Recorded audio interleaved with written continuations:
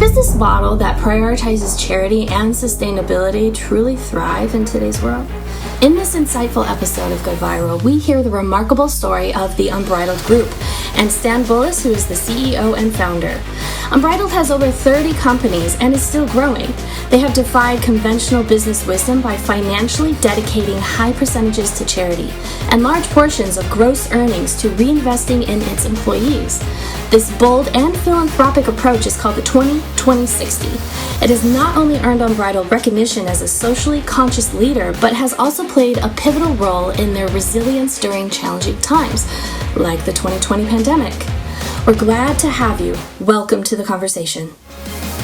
Every business organization out there is sort of a separate entity to us as individuals, and we as individuals, most people, do have the desire or the caring enough to say, hey, I really want to help others and do good things in my life, but a lot of times, the organizations or the entities sort of go on in sort of a neutral fashion, it's like we need to make money so that we can support the people. But you guys from the very beginning, pretty much decided, hey, our organization is going to be about giving back, and we're going to build it that way. And so that part of it, when I heard about that the first time, I was like, wow, that's really, really cool. That's like an amazing, what I think it's like an amazing model that others can be inspired by. And, they can, I imagine, make changes within their own organizations, or if they're thinking about starting or developing an organization, they can take some of these ideas to it. So that's why we were so excited to have you on. So can you tell us, just to start off with, why does your organization exist? Can you take us back to the origin stories a little bit? Yeah. So the origin stories actually start with, growing up overseas.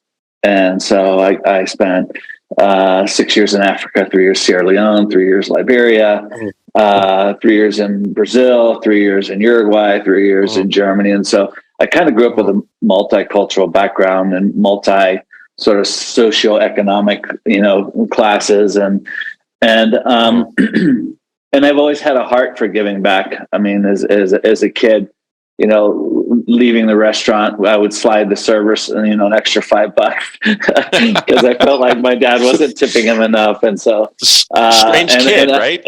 Yeah, I just always wanted to help people out. And so, the genesis of the company was, I had a pretty great success story, from 16, starting as a dishwasher. By 29, I'm president of a company. And so when I had a chance to start my own company, I was just answering this question. There were two really. Would it be good business if fundamentally inside the company could do good by doing well? And then the second was, what if companies do what the government was supposed to do and won't, and actually take care of their constituency? And so that just, from there birthed this idea that, we were going to give our first 20% of our profits to charity, and we were going to store up 1/5, 20%. We were going to keep that in the company. And then the balance, 60%, we were going to pay out to our shareholders. And that later became known as a business of generosity. So it's generous to give 20% of your net profits. The result of that is, it's like the law of attraction, right? If you live your life generously, then generous things happen to you. And so because, we've got 388 team members that are contributing to that generosity, I believe that they experience generosity in other forms in their lives because of that, law of attraction.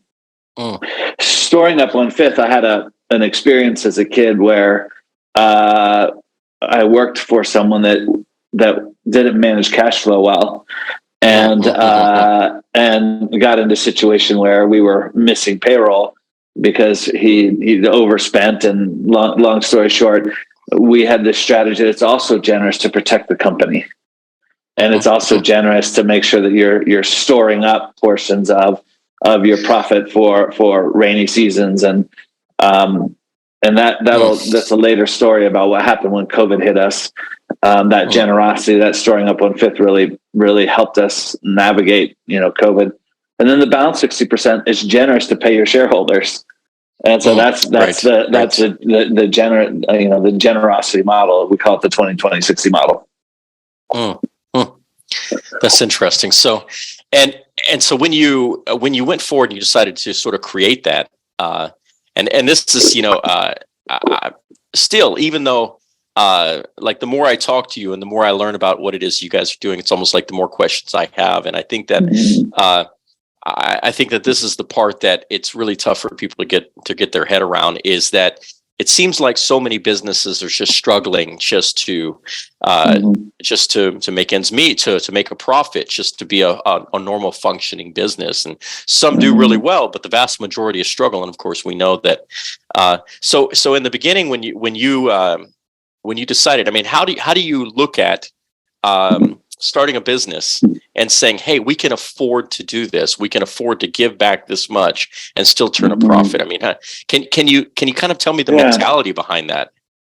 Yeah, I mean, it sounds hard, and I'm sure your listeners are like, well, I don't know how I would do that in my business. When you're starting from zero, 20% of nothing is nothing. So, and you're kind of drinking your own Kool-Aid, like, we're going to go do this. And so we established it. And the truth is, we struggled for the first 10 years. And we struggled like most businesses would, cash flow and getting profits. And then when you get profits, gosh, you're going to give 20% away. But what we were learning in that process was it was unlocking some sort of, quantum physics that allowed good things to happen to us as well.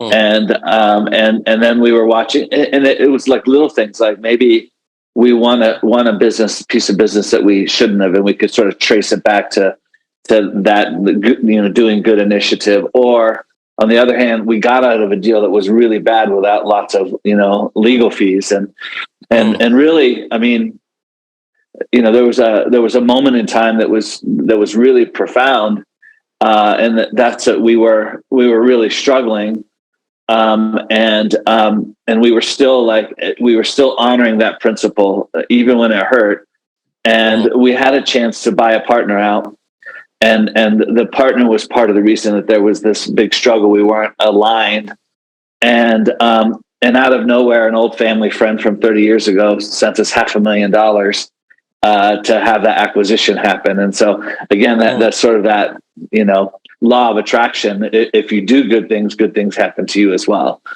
So other people are recognizing what you're doing, and they believe in it, and therefore, and you're breeding a level of trust and a level of credibility as you're doing it, and you're profoundly touching your people when, we're not just shipping money, abroad necessarily. We're actually engaged in the endeavors that we're doing, like, working down the street here with the Denver Dream Center. We write in our there's a whole volunteer policy inside of our company that allows people to exchange pay for community service, and you're creating, you're giving the opportunity to build better citizens too, which is, and then you start looking, like, we're on the corner of Grant and 11th in downtown Denver, 2 blocks from the Capitol. And then you start going, well, the homeless encampment across the street, well, there are people too, right?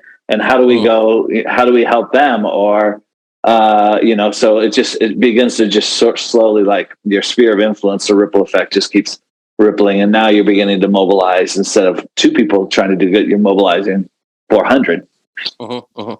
So do you find that that because of the principles that you all have, I mean, that I imagine that you are attracting people to the company that are like-minded? I mean, when people hear about you, you probably have people sort of excited about the idea of working for you or with you. Do you find that that's is it something that, in other words, I guess what I'm thinking is, do people sort of just come for a regular job when they approach you, and then they sort of buy into the ideas because it's what you all are doing? Or do you find more that that you tend to attract the people who are also sort of like you, those generous people who just want to, maybe just want to give back. I mean, what do you feel like is the kind of people that you attract? Yeah, I mean, it's a great question. I think there's a couple of answers to that. One is that, there's been a cultural shift generationally, from, the silent generation until now. And the answer is yes. The generation, Gen Z, if you will, purpose is really important for their vocational effort, right? They want to actually connect with the mission of the company and connect with what the company's doing both internally and externally. So yes, and it's way more than just checking a box. Oh, they do that. We're asking them to actually be engaged in the things that we're doing, which means that you better have your values in alignment, because engagement can look in a lot of different ways. And then we're, us as a company, we also want people that want to be engaged. And so there's, the interview process is probably 7 interviews long. Because we're not just interviewing, we say we don't hire positions, we hire people. And so, because people activate new businesses for us. And so, as entering into the company is, it's a really healthy exchange of ideas and dreams, and how do we give back? And so all of that fits in, and that's all part of, generosity. It's generous for a company to want to know where a person that's in an interview, where they want to end their life, right? Sure. Because we think that we're supposed to help them get there. So we're not hiring for a position. We're inviting a person into the family. Yeah, sure. Right. Yeah, that's interesting. Can you share with us maybe some stories, some examples of what you're talking about? For example, maybe something specifically that you can think of where as a result of the decision to create a company this way, as a result of what it is that you do, that you've had some kind of direct impact that the stories can, or a story that our listeners can relate to. Yeah, I have so many, but let me pick one that would really sort of express it. So it's a Saturday evening, phone rings. This young man named Jonathan Wield calls me. I don't know who he is. And he's like, "Hey, I've been trying to work for your company for 18 months. And now I have, a lead for you, a piece of business for you." So he's already done research. He hasn't been able to get any traction. He calls me. I interview him, and in the, so I go meet with him on a Saturday, which was tricky with the family and everything. And I'm like, "Hey, Jonathan, it sounds like, you're an entrepreneur to me. Like what prevents you from working for us for a couple of years and then starting your own thing?" And he said, "Well, Stan, that's exactly my plan." So he leans in honesty. And so that, my response is, then it's my job to give you so much opportunity that you'll never want to leave. And so Jonathan starts, we create a job. We don't even have a job, but I know that he's supposed to be in our care, and we're supposed to be in his care. And so he starts as a program manager, marketing program manager, just as like a placeholder job. And over the next 6 months, which we hold loosely, I noticed that he starts solving financial problems for me. And so everything he and I'm like, this guy's brilliant financially. And we had remodeled the office that you see now behind you. It's a historic mansion built in 1892. And one day he comes in, he's like, "I don't have anything to do." I'm like, "Jonathan, go find something to do." And so he starts researching historic tax credits, and he winds up securing us $920,000 in historic tax credits, just from who he was as an identity in a company where he had freedom. Well, today he's 30. I think he's 33. he's the managing partner of our wealth management company. And so that's an example. There wasn't a job description, but there was an identity that we could believe in. We bring him into the company. We begin to watch how he navigates through the company. We see an ultimate contribution from him. He starts making us a lot of money. I mean, 920,000 is a lot of money on a one-time thing, right? Which ultimately creates a real estate portfolio for us. And then he lands where he's supposed to be, starting a company doing wealth management with us. Interesting. So this is basically just somebody that you just believed in from the beginning. It sounds like. I mean, once you really knew who he was and that he existed. Yeah. But that's true and this is a big order. That's true for everybody that starts at the company in the interview process. You know, I look at Scott, started out in high school. He's now chief commercial officer.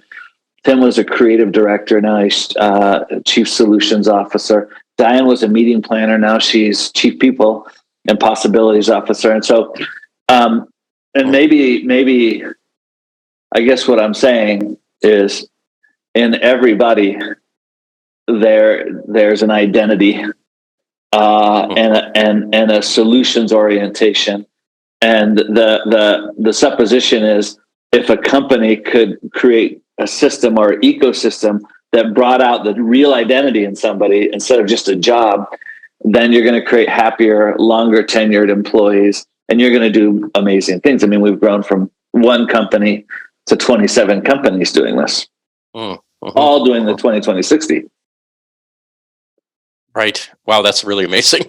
That's really amazing. So, and then, so what do you, maybe you can share with us now, for example, something that you're working on that really excites you, or really,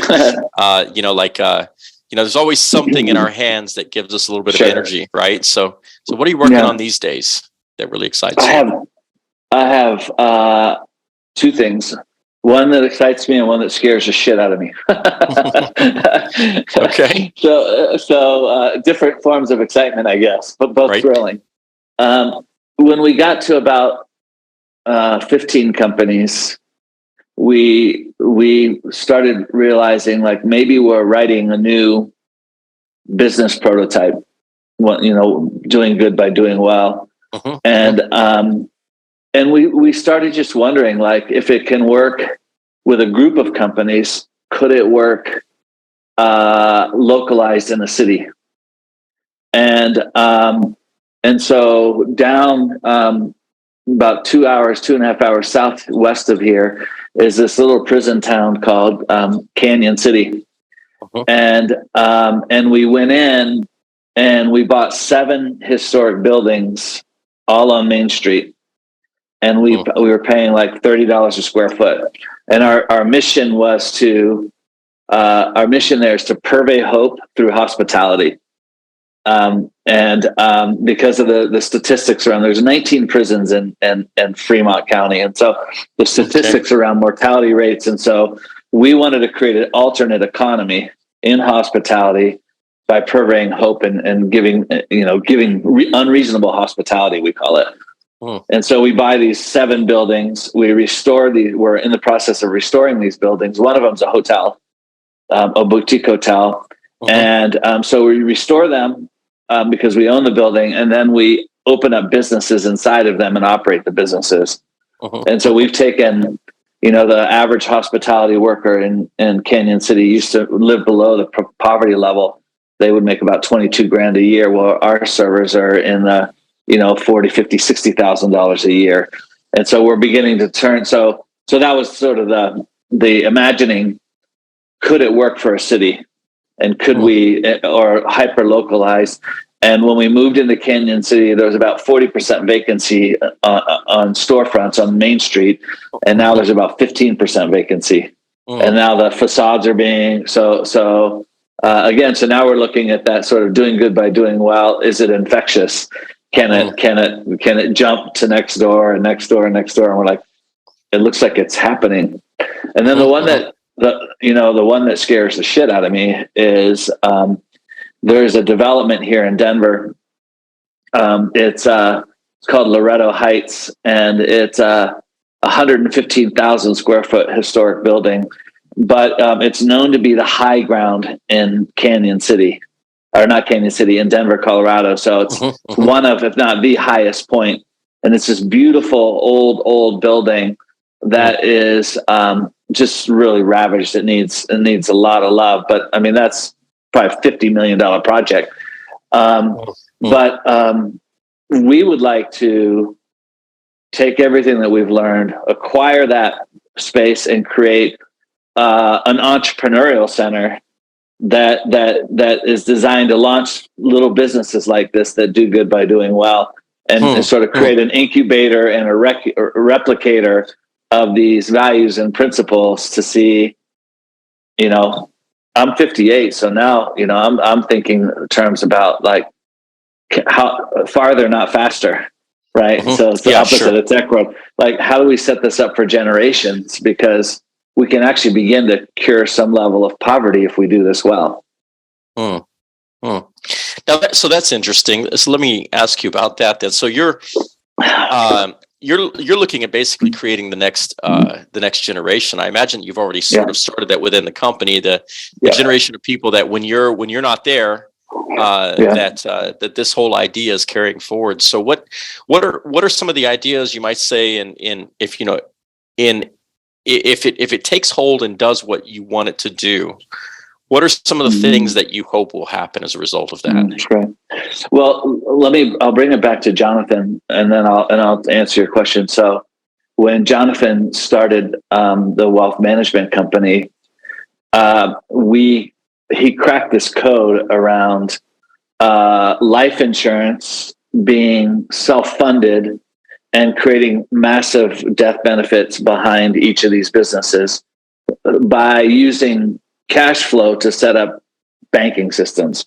It's called infinite banking. So the first thing that I would say is that behind all these businesses are large policies that are set up as banks that leave a death benefit, and that death benefit is beneficial because that's the transfer vehicle for the business to be paid out from the patriarchs and matriarchs and transfer to the next generation. So here's that kid from that interview all those years ago.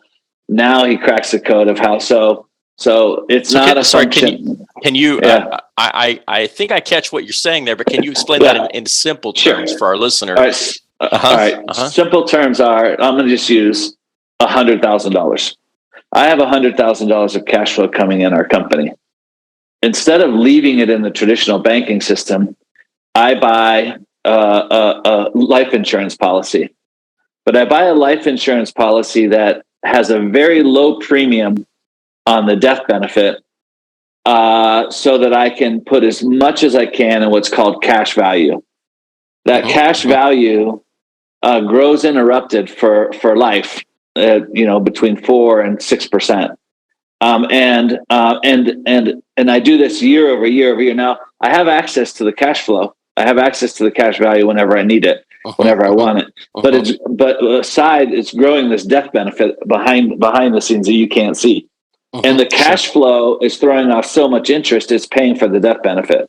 So the death benefit's free. So now when I die, as an example, there will be out of the death benefit, there'll be a giant injection of cash into the business, which allows the business to pay off debts, but mostly to buy us out of it so that they can assume it. They being the next generation. Okay. So my other business partner. So it's called a buy-sell. So it's a self-liquidating asset that transfers the business out of my ownership into theirs, and then they start that process all over again. And so you're looking at sort of generational windfalls that you're paying off real estate paying. So we say we're building hundreds of companies designed to last hundreds of years, right? It's all built into the sort of financial model. And so go back to your original question, because I lost it because we got a little, I get excited about this stuff. Well, no, it's really interesting. Like what you brought up and talked about there is really interesting. No, but the original question was, so what would you like to see happen in the future? So imagine this. Imagine if your product was means and methods. So if people bought an unbridled company's services for our value system, and then the way we conduct business and the way we have businesses of generosity.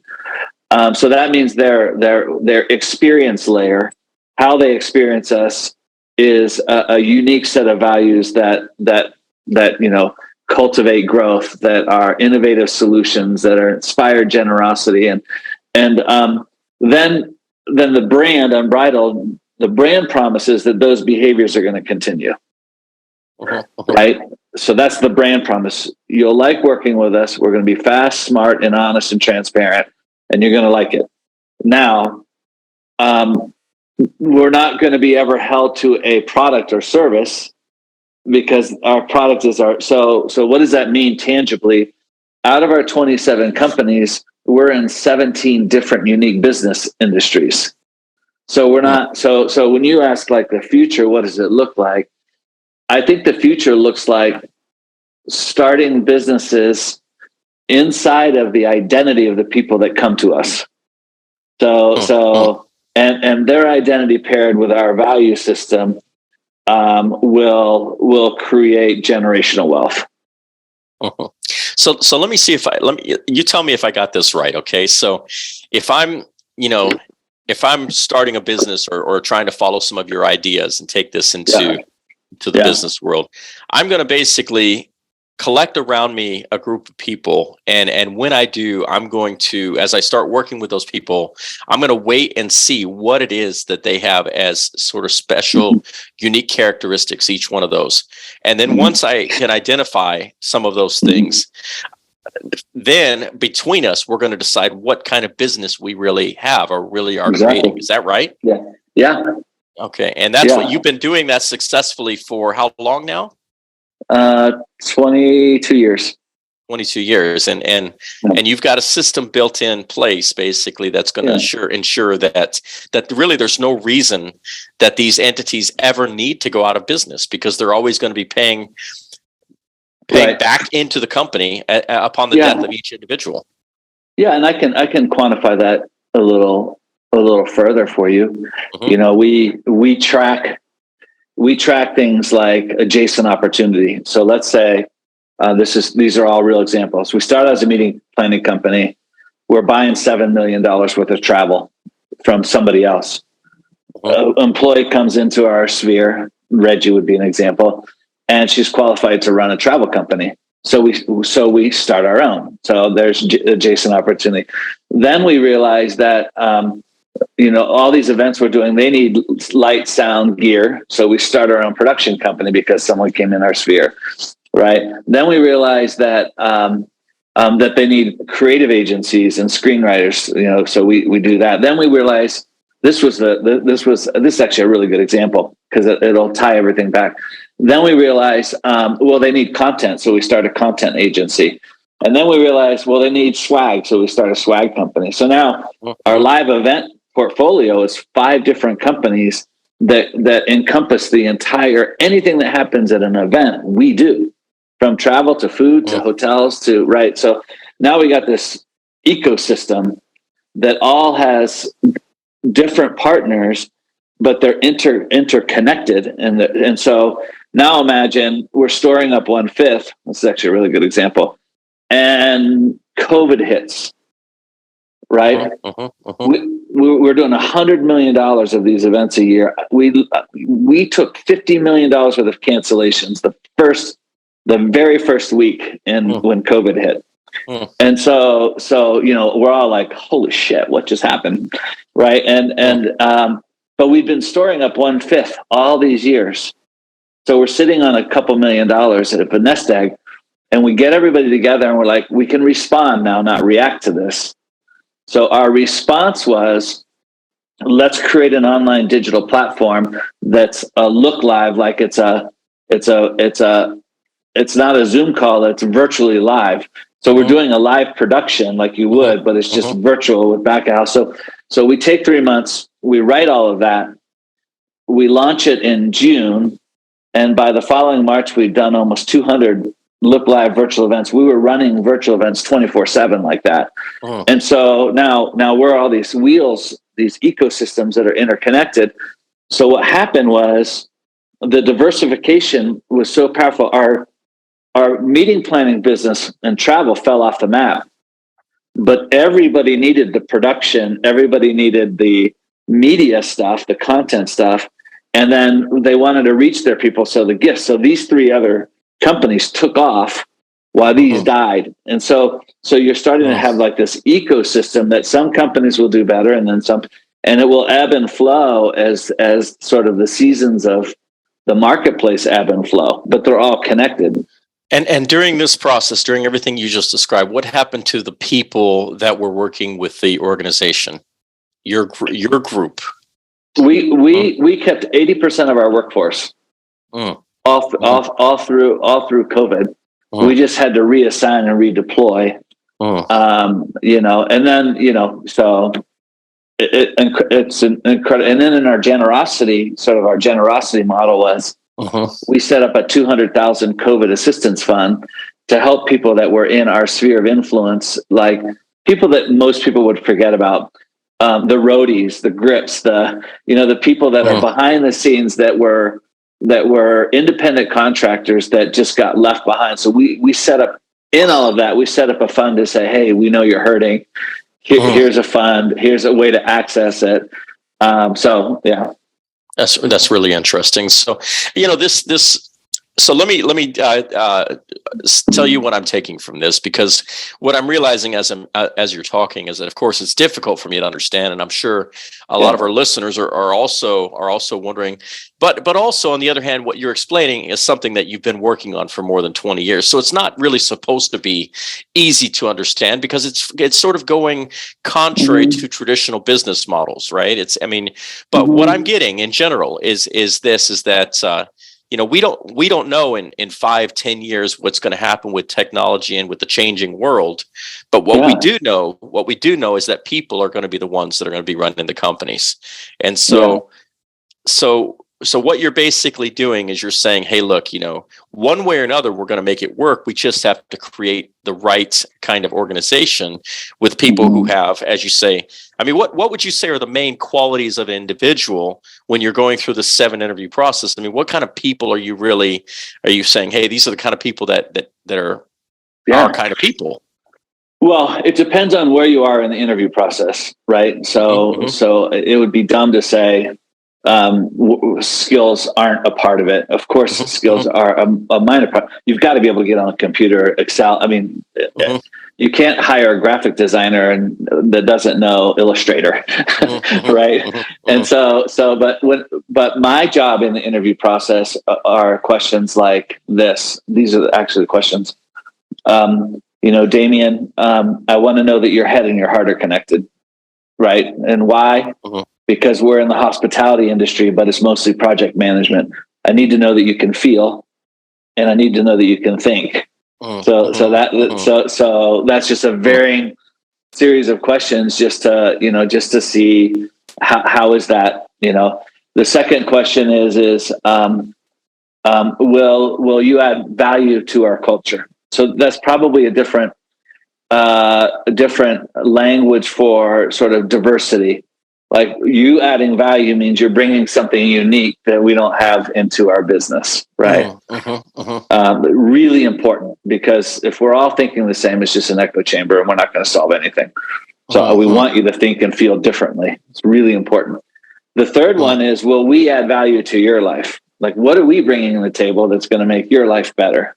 Then the fourth thing is, where does Damian want to go? Like, when you're dreaming 7 years from now, where do you think your life is going to be? And then I have to think about, is this the right place to get you there? Like, and ask that question honestly. Like, are we really the best place for you to get where you're going? Right. And then the last is just an exercise of imagining you inside the organization and how those interactions happen. And so it's somewhat ethereal. but we've been doing it for so long. It's very substantive.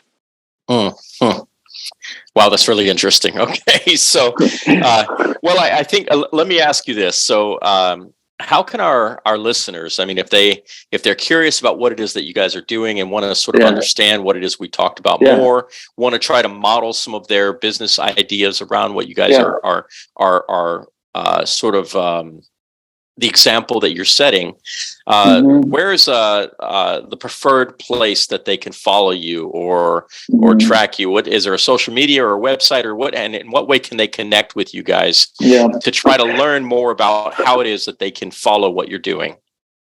Yeah. So that's a complicated question. So here's what I would say to that. One, best thing to do is reach out to me personally on my email. sbullis@unbridled.com. You can follow the Unbridled channel, but the ecosystem has so many facets. I believe that we're evangelizing a different kind of business model. And so that means that we're sort of open source. I'll share as much or as little. And I want people to adapt as much or as little. But the good news is we've actually been tracking this for 20 years. And so I feel like if I can give someone the 7 steps to adjacent opportunity, we can, talk to people about the employee journey. I mean, there's so I can be a good resource. And so that would be the best thing. What we're not doing or going to do, I think, is create this sort of egocentric campaign to say, hey, look at what we're doing. I think that would steal the heart and the intent. The heart and intent is we want to be hyper local. We want to care about the people in our neighborhoods. And as people are connected to us through maybe stuff like this, happy to talk to them. But I don't want some big campaign out there saying, "Look at us," because it just feels like it would rob the intent. Yes. Yeah. Well, what I'm thinking, and again, this is the last thing, just to is I'm imagining that I mean, myself, I've been in the business world for a while myself, and I know that I have. There's our listeners have varying degrees of experience or desire. It may be just simply that some of the ideas that we're talking about are things that they'd like to talk to their bosses about or introduce into their company. But so many of the things I think that you all are doing, they sound almost fictional, like idealized, like it's like if you could do everything the way you really want to, this is how you would do it, and as you said, you struggled for 10 years, but you finally figured out how to make it work. But now it sounds like you're making it really work in a big way. And what I really like is the fact that you all, you decided you wanted to do it a certain way and you stuck to it. And now you believe that it's duplicatable and that others can do it. So really, I think that's the big question is the next step really in my mind is how do our listeners, how do other people see what you're doing and start really duplicating that? And how do you, I guess this is the last question for you really, is how do you want to see this, what it is that you all are doing being duplicated out there in the world? Yeah. I mean, I think that we talked about a lot of topics in this thing. I mean, we covered, right. So I would break it down probably depending on what people would want to hear into sort of micro topics. Maybe it's just business of generosity, which is the 20-20-60, right? Maybe we're doing a session. Maybe we stand up a session on, cultures of authenticity. That's where crafting your corporate values, exists. That's where how you interview, and then the last one would be collaboration of destinies, which would be what does it look like to harness the power of your team members? What does it look like to create legacy models inside of your business? And so I would look from your listeners, and it could be even through another podcast with you if you wanted to do that. What's the a group of them may just want to hear the banking model, right? Yeah, sure. And we could stand up just on the banking model. So I would look to distill it down into some micro topics that we can do a little deeper dive. Right. Okay. Well, thanks so much. Well, listen, we're going to say thank you so much, and again, our a lot of information to take in. Like you said, we did cover a lot of topics, but we're gonna hopefully take what you've been sharing with us, and I think it's inspirational. That's exactly what I heard from the very beginning, and I'm even more inspired now, to be honest. And what I love is that, of course, you guys are really saying, hey, look, there's no one way that things have to be done in the business world, and I'm hoping that that governments are able to take on a lot of these ideas too. I mean, really, in the future. I think that people are going to have to open things up and do things in a more generous way if humanity is really going to be successful long term. I really believe that if our planet will be so. So thanks for joining us today. Yeah, thank you. Appreciate you. Thank you for listening to the GoodViral podcast and being part of the conversation. If you are inspired by this episode, go to our website at goodviral.org, where you can find resources and listings from the episode to continue good efforts. Like, comment, and share this episode to any or all of your social media channels. It's really easy to take a small action, and maybe you'll inspire a big result. When good goes viral, the world gets better.